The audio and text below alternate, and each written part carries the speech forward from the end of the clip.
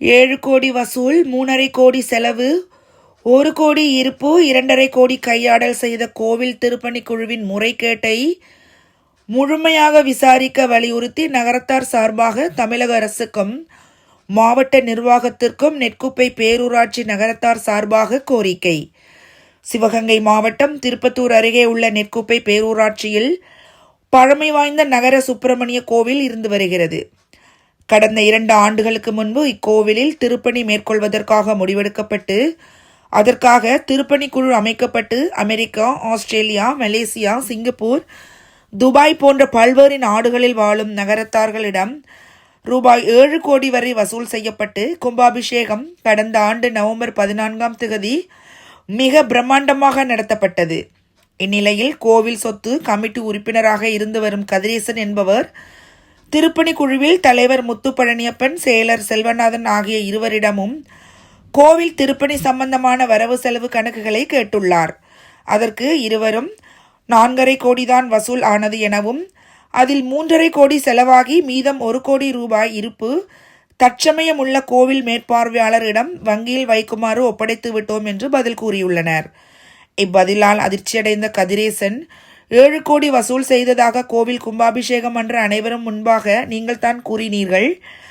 இப்பொழுது 4,5 கோடி தான் வசூல் செய்தோம் என்று கூறுகின்றீர்கள்.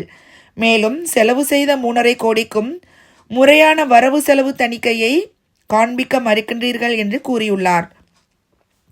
அதற்கு அவ்விருவரும் நாங்கள் முறையான கணக்கை நகரத்தார் கூட்டத்தில் காண்பித்து விட்டோம் என்று கூறியுள்ளனர். இதனால் சந்தேகம் அடைந்த கதிரேசன் மாவட்ட உரிமையியல் நீதிமன்றத்திலும் நெற்குப்பை காவல் நிலையத்திலும் புகார் தெரிவித்துள்ளார்.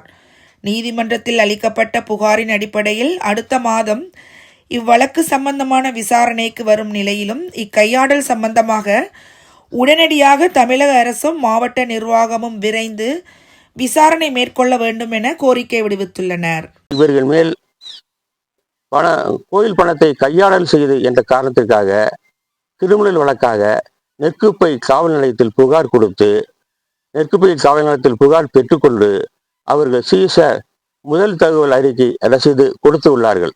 முதல் தகவல் அறிக்கை ரசீதில் கணக்கு கொடுக்கவில்லை என்று மட்டும்தான் பதிவு செய்துள்ளார்கள். கையாடல் செய்த என்று பதிவு செய்யவில்லை. விசாரணை செய்வதாக சொன்னார்கள்.